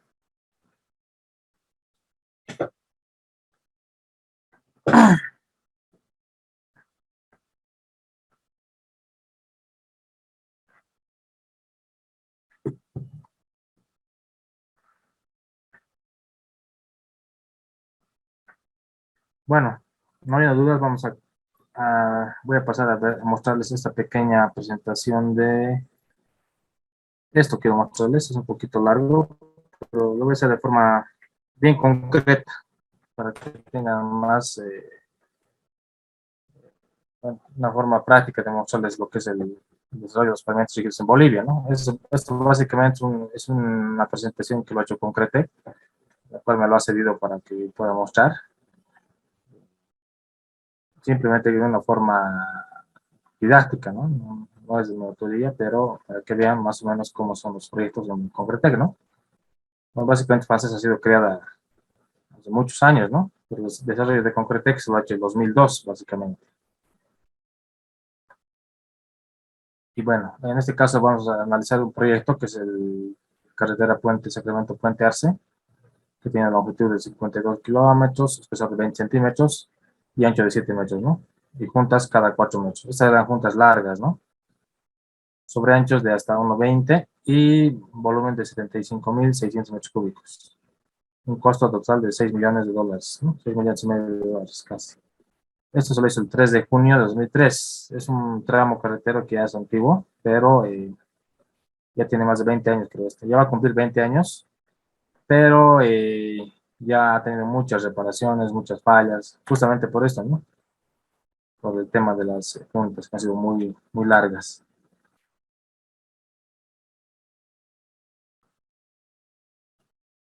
Aquí hay otro proyecto que es Pavimento Urbano de Sucre, que también tiene otras características, pero vamos a hablar de este otro proyecto que se ha desarrollado en el tramo de Puente Sacramento Puente Arce. Bueno, aquí la misma presencia, esta es una planta de paso, ¿no? O de vía, como llamamos. Entonces acá vemos cómo se ha desarrollado el montaje de la planta. Se han hecho 5 plantas dosificadores, ¿no? Distintas capacidades, 2 plantas dosificadores de mezclas de 120, 80 metros cúbicos hora. Esta es la capacidad, ¿no? Esto para verificar si puede, como les dije en el anterior módulo, si puede satisfacer la demanda que tiene el proyecto, ¿no? 20 camiones mixer de 7 y 8 metros cúbicos de capacidad. Entonces, eso es el rango normal que tiene la capacidad de los mixers que tenemos en nuestro país. Esta pavimentadora, por ejemplo, es la Witten 500, que es la más común que se utiliza en este proyecto. Y como ven, acá está todo lo que hemos hablado del módulo 2, está aplicado acá también en el proyecto. Solamente quería mostrarles esto para ver las condiciones extremas que se pueden utilizar del hormigón y los cuidados, ¿no? Que les decía del alabeo, más que todo. Bueno, aquí teníamos una planta de triturados, por ejemplo, para darle un agregado de mejor calidad, de 30 a 40 metros cúbicos hora, es la capacidad que tenía. Una planta dosificadora de 80 metros cúbicos, ¿no? Con cargadores frontales y retroexcavadoras, ¿no? De la planta. Bueno, nuestra muestra de experiencia en climas adversos. Por ejemplo, se tenían experiencias en climas donde se tenían altas temperaturas, bajas temperaturas. Para eso, por ejemplo, en este proyecto, las temperaturas no eran tan grandes, tampoco eran bajas, ¿no? Era una temperatura promedio. Básicamente, vemos que este era de un solo carril, ¿no? Esta pavimentadora. No son como las otras que vimos de 2 carriles o 3 carriles. Entonces, son un poco más antiguas y de menor capacidad. Bueno, el hormigón en climas calurosos, básicamente definimos esto porque tenemos que tener en cuenta lo que son las altas temperaturas ambientales, altas temperaturas del concreto, la alta velocidad del viento, ¿no? La radiación solar y la baja humedad relativa. Esto induce a un clima caluroso, ¿no? Hay que tener en cuenta la intensa desecación del hormigón, aumenta la velocidad de pérdida del agua, ¿no? Consecuentemente se produce no se produce una adecuada hidratación, pero se produce una adecuada hidratación, produciendo una vez de pérdidas de resistencia a largo plazo, en este caso. La radiación solar, como eleva la temperatura del aire, limita la refrigeración del hormigón, ¿no? Aumentando la temperatura durante el fraguado y dando lugar a riesgos de fisuración por retracción térmica. Aquí se genera retracción, ¿no? Por pérdida de humedad. Las altas temperaturas aceleran el inicio del fraguado y la pérdida de trabajo del hormigón. Entonces aquí vemos los efectos del hormigón fresco, ¿no? Aumento de la demanda del agua, cantidad necesaria para producir un cierto revenimiento, aumenta de acuerdo a la temperatura y al tiempo transcurrido desde que se ha humedecido el cemento de la mezcla, ¿no? Aquí la temperatura va aumentando, se dan cuenta, drásticamente, ¿no? Esto es con un revenimiento de 7.5 centímetros y con un tamaño máximo de 40 milímetros de agregado, ¿no? Y el contenido de agua es el que se ve en este lado, ¿no?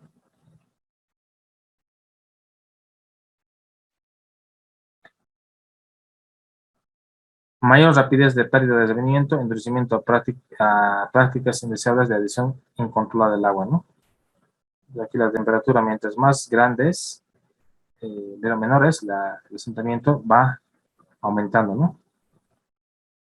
Mayor temperatura, menor asentamiento. Entonces, eso también influye, como les dije. Bueno, aquí en abajo también que se relaciona con la norma, ¿no? Rápido fraguado inicio, que implica menor trabajabilidad, ¿no? Menores tiempos para colocación y aumento de los riesgos de fisuras, juntas frías. Seca rápido el hormigón y por eso se contrae y se fisura. Tendencia a la fisuración por contracción plástica, ese sería el principal problema que tiene.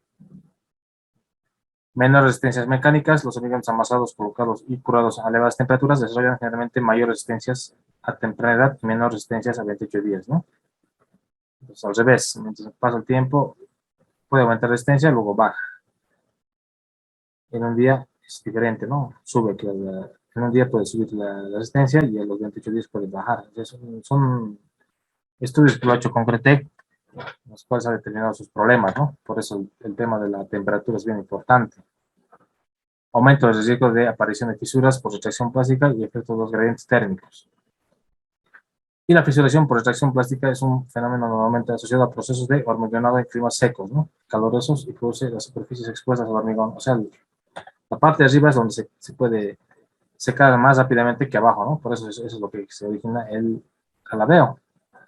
Relación entre temperatura del hormigón y las condiciones de humedad relativa al aire. Aumenta unos riesgos de que produzca la fisuración térmica, ¿no? Velocidad del viento 16 km por hora. Aquí ya hay un problema, ¿no? Entonces hay que controlar, como les digo, con una estación meteorológica el viento en el lugar de la obra. Bueno, aquí vemos los abacos que no son tan importantes. Pérdida de durabilidad del hormigón derivada de aumento de fisuración por retracción y peores condiciones de compactación. Pérdida de calidad de acabado superficial, o sea, que no queda tan bien, ¿no? El acabado, se seca rápido, ya no se puede hacer lo que es el tema de las juntas y también el tema del texturizado. Efectos anteriores pueden verse incrementado más por utilización de cementos con mayor rapidez de hidratación, ¿no? O sea, los hormigones con bajo calor de hidratación ayudan a esto, a los hormigones en climas calurosos. Dosificación con contigo cemento sobre 400 kilogramos metro cúbico, esto sí aumenta bastante la temperatura. Las grandes masas de hormigón también originan bastante calor de hidratación y exudación, ¿no? Largas distancias de transporte, especialmente en boquetes. Esto es lo que no se recomienda hacer mucho, ¿no? Si no es cerca, no es recomendable. El tipo de cemento, ¿no? Los cementos con mayor contenido de clinker desarrollan una mayor cantidad de calor. O sea, mayor clinker, mayor calor. Utiliza preferentemente el tipo IP con adiciones de puzzolana, ¿no? Por eso utilizamos siempre los cementos IP. En Bolivia no hay que los cementos tipo 1 nomás, ¿no? La mayoría tienen puzzolana.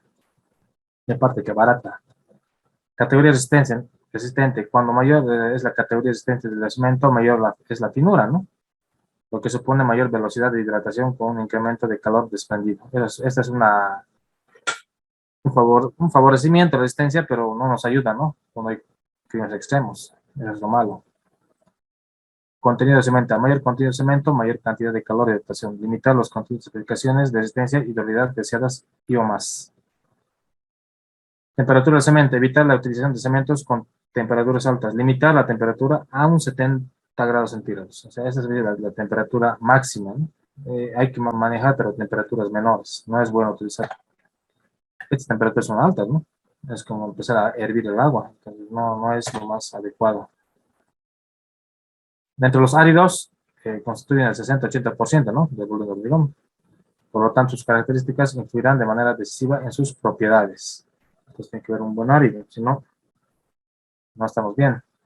El tamaño máximo de la forma de granulometría de agregado son 3 de los factores que mayor influencia tienen en la cantidad de agua necesaria para el criterio de revenimiento, ¿no?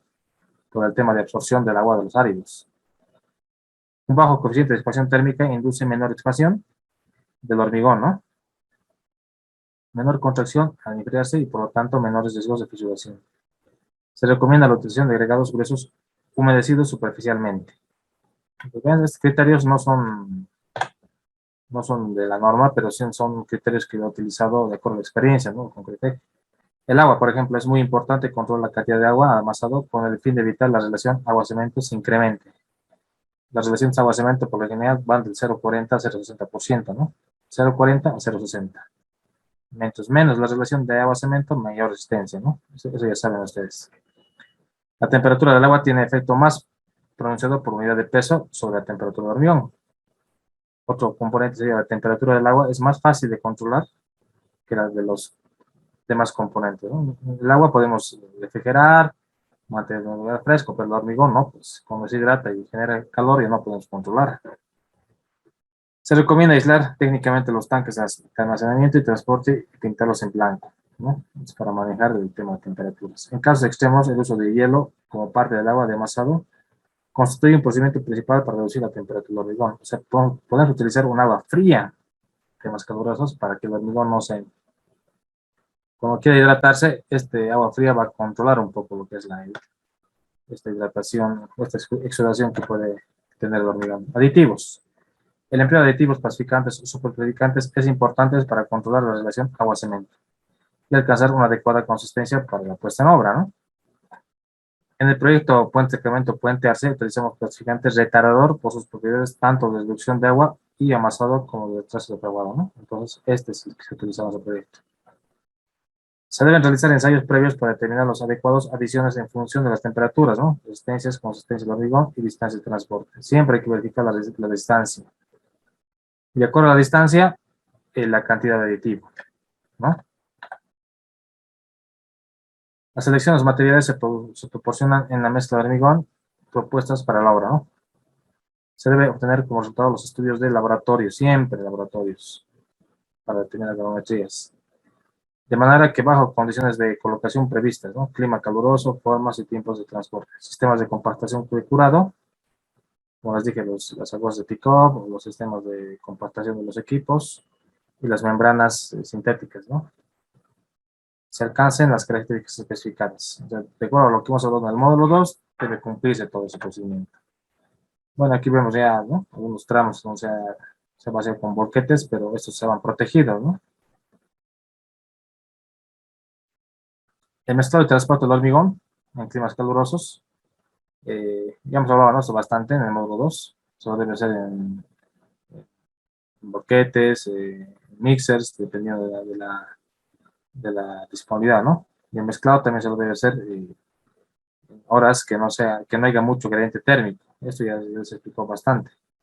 La velocidad de rotación también del mezclado debe ser baja. Todo debe estar limpio antes de ser colocado, debe limpiar el mixer. Todo ese procedimiento ya se explicó, ¿no? Esto no es más que un recordatorio de todo lo que he explicado, pero tomando en cuenta la experiencia, ¿no? Entonces, esto es, por ejemplo, aquí cubrir las tobas con carpas plásticas para evitar desecación, ¿no? Eso también ya se los dije. Siempre tiene que estar cubierto. Esto, por ejemplo, es importante, ¿no? Evitar la segregación de hormigón o, en su caso, compactación durante el transporte, ¿no? Habilitando vías expedidas y niveladas. No debe haber agitación ni nada de eso, ¿no? Porque, como les dije, debe tener un riesgo de liga que cualquier material. Bueno, aquí vamos fotografías del puesto de hormigón. Previo a los trabajos a estudiar con detalle los aspectos que puedan afectar durante el hormigonado, ¿no? Entonces hay que verificar las condiciones del medio ambiente, del lugar, condiciones topográficas.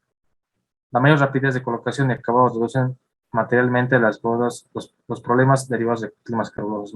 Mientras más rápido se haga el hormigonado en sus climas, mejor, ¿no? Así para que no se fragüe cuando se hace el proceso de colocación en obra. En pavimentos rígidos de carreteras es necesario humedecer con antelación la subbase, ¿no? Sin que quede agua estancada en zonas reblandecidas. Como les dije, ¿no? Por eso se riega, para que no pierda mucha humedad. La consistencia del hormigón debe ser tal que permita una rápida colocación adecuado, compactado y terminado. Bueno, aquí vemos otra fotografía que se tiene de esa época. Miren que acá no había mucho control del sistema de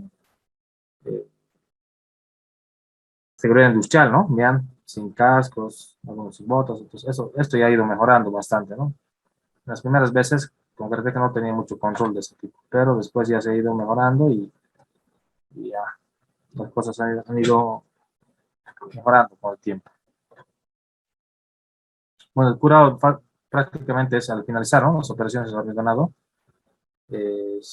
Como les dije, se utilizan las membranas sintéticas y bueno, básicamente lo que hemos hablado se aplica en esto. Acá, ¿no? Con su mochilita. Mientras se haga bien, no hay problema, ¿no? Pero esto ya es muy arcaico, ¿no? Como les digo, en otros países se utilizan equipos incorporados en estas pavimentadoras para hacer ese tipo de trabajos. Pero todavía no tenemos esas bondades o esa tecnología o el dinero para poder manejar la tecnología, ¿no? Y siempre la carpa, ¿no? Siempre viene la carpa. Bueno, esto es en climas fríos, ya no nos da tiempo para verlos o más, pero si gustan se los puedo pasar de esto para que lo revisen. Y bueno, vean las diferencias de hacer un clima frío y un clima caluroso. Y esto, bueno, lo revisan y cualquier duda me la indican, ¿no? No hay problema. Si hay alguna duda, pero eso los puedo pasar, no me da problema, ¿no? ¿Alguna pregunta hasta acá? Antes de terminar la sesión de hoy. Mañana directamente vamos a arrancar con lo que es ya el tema del diseño ya ya tengo los ejemplos ya, los que voy a poder hacer con ustedes para verificar. Con eso concluiríamos. ¿Alguna pregunta, duda, inquietud? Pues está todo ok.